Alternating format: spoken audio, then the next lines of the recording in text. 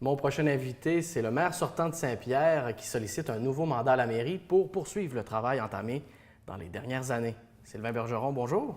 Bonjour, M. Verrette. Vous allez bien? Très bien, je vous remercie. Je vais vous laisser un petit peu de temps pour vous présenter parce que je l'ai dit dans mon introduction, vous êtes le maire sortant, mais j'aimerais savoir ça fait combien de temps que vous êtes maire et quelles sont les autres expériences professionnelles là, qui sont pertinentes dans l'exercice de vos fonctions de maire. Bien, écoutez, oui, j'ai été maire au cours des 4 dernières années. Auparavant, j'ai été conseiller municipal durant 4 ans également.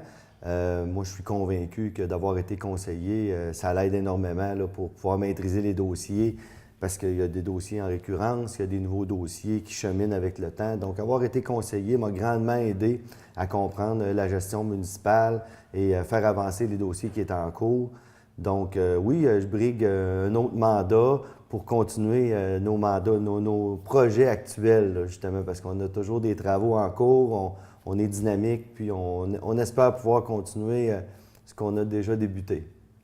Il y en a beaucoup de projets dans une municipalité. On n'aura pas le temps de toutes les aborder aujourd'hui, mais quand même, j'aimerais vous entendre parler sur les priorités pour Saint-Pierre. Là. Quelles sont les priorités si vous êtes réélu comme maire? Là? Ah, bien, c'est certain que nos priorités, nous, notre mandat, on veut continuer à faire les choses comme les avons amenées. C'est-à-dire, on a amélioré beaucoup au niveau de l'embellissement. On veut continuer en ce sens-là. On a ajouté ce qu'on nous a demandé lors de notre sondage, les résultats du sondage de notre premier mandat.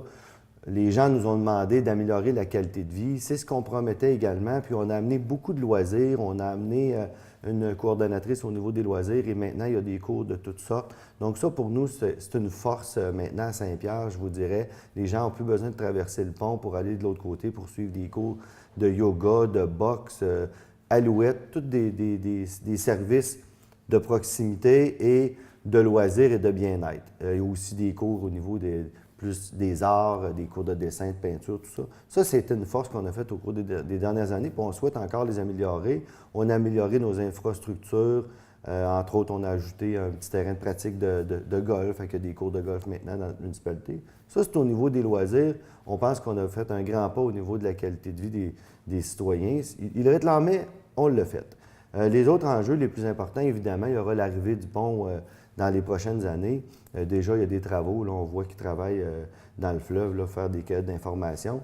Puis nous, c'est certain qu'on veut arrimer à l'arrivée du nouveau pont avec l'entrée de l'île, parce que c'est évident qu'on a déjà des discussions avec les gens du MTQ, puis nos projets doivent se joindre avec le projet du nouveau pont. On va arrimer tout leur projet et notre projet en même temps. Est-ce que vous avez un rôle important à jouer là, en étant à l'entrée de la municipalité? C'est ce qu'on comprend. Là. Bien, en fait, on a un rôle important dans la mesure où on doit, oui, on accueille l'ensemble des citoyens de l'île, mais on joue un rôle là, dans ce cas-ci comme étant l'accueil à l'île également. Il ne faut pas penser que les gens arrivent juste à Saint-Pierre. C'est l'accueil de l'île d'Orléans. Okay? Ça, c'est bien certain. C'est un dossier qui peut être aussi géré avec des argents du régional au niveau de la MRC.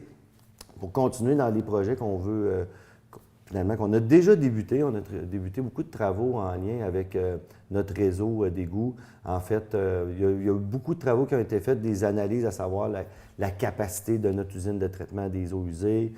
Donc, une fois qu'on a eu ces résultats-là, ça nous a permis de prendre des décisions assez importantes, séparer les eaux pluviales des eaux usées dans notre secteur résidentiel, domaine de la seigneurie.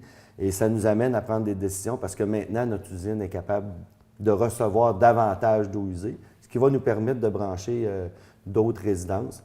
On a comme projet également là, de résoudre une problématique à l'entrée de l'île, bien que les gens, jusqu'à maintenant, les commerces n'avaient pas accès à certaines subventions là, qu'on avait obtenues des gouvernements. Il va falloir qu'on trouve des solutions. Là, on a déjà commencé ça, mais on va continuer. Là. Ces projets-là ont été présentés justement en consultation publique. Je pense que les coûts étaient un petit peu trop élevés jusqu'à maintenant. Donc, les gens n'ont pas vraiment levé la main pour qu'on continue, mais on sait qu'il faut qu'on continue à travailler. On l'a fait, c'est nos idées, on l'a partagé avec eux, puis on souhaite continuer à travailler avec eux, puis pour pouvoir finalement résoudre ces problématiques-là. Ça fait partie des projets les plus importants. Oui, les enjeux majeurs. C'est sûr qu'il y en a d'autres. On prend toujours nos décisions en fonction du développement durable. On veut toujours améliorer les communications, mais les enjeux majeurs, je vous dirais, là, sont ceux-là. Vraiment pour l'avenir de la municipalité. Maintenant, j'aimerais qu'on prenne du temps pour présenter les membres de votre équipe, qui sont justement les individus qui briguent des postes de conseiller à Saint-Pierre? Bien justement, les gens qui abritent des postes sont des membres sortants, là, finalement, qui étaient déjà dans le conseil. Le cumul de l'ensemble de ces gens-là, avec mon expérience, on cumule 42 ans d'expérience en gestion municipale. Je pense que c'est vraiment pas mauvais, là. On a des gens, finalement, de toutes sortes, c'est-à-dire de différentes tranches d'âge qui représentent différentes générations. On a des mères, des pères, des grands-mères, des grands-pères. On a des hommes, des femmes. On a des gens de tous les milieux. On a des entrepreneurs, des gens dans l'enseignement. Donc, on représente, je pense, l'ensemble de nos citoyens. Puis je pense que ça aussi, c'est une force. C'est ce qui fait que les gens ont cette proximité puis sont à l'aise de communiquer avec nous. Donc, on a vraiment une équipe qui est polyvalente, puis qui est surtout aussi très disponible, je vous dirais, là, parce qu'on met beaucoup de temps là-dedans. On est piqué, hein, on vient piqué quand on fait de la politique, on aime ça, puis les gens sont très intéressés, très impliqués. C'est vraiment des gens qui sont impliqués dans la communauté depuis longtemps, des gens qui sont connus et impliqués. Des visages connus, mais impliqués surtout, qui donnent du temps. En terminant, je vais vous laisser du temps pour vous adresser directement aux citoyens de Saint-Pierre, parce que c'est eux qui vont voter le 5 novembre. Qu'est-ce que vous leur diriez pour les convaincre de voter pour vous et pas un autre? Bien, bonjour les résidents de Saint-Pierre, Île-d'Orléans. Écoutez, dans le fond, nous avons déjà fait un mandat de 4 ans à la mairie. Je crois sincèrement qu'on a contribué, on a amélioré la qualité de vie des citoyens. Nous, tout ce qu'on vous demande, en fait, c'est de prendre la meilleure décision pour vous. Nous, on croit en pensant aux familles, aux jeunes, penser aux loisirs, penser à des projets majeurs pour le réseau d'égouts, penser à l'entrée de l'île avec l'arrivée du pont. On pense qu'on a pris des bonnes décisions au cours des dernières années. Nous sommes convaincus et déterminés, finalement, à continuer à travailler pour vous.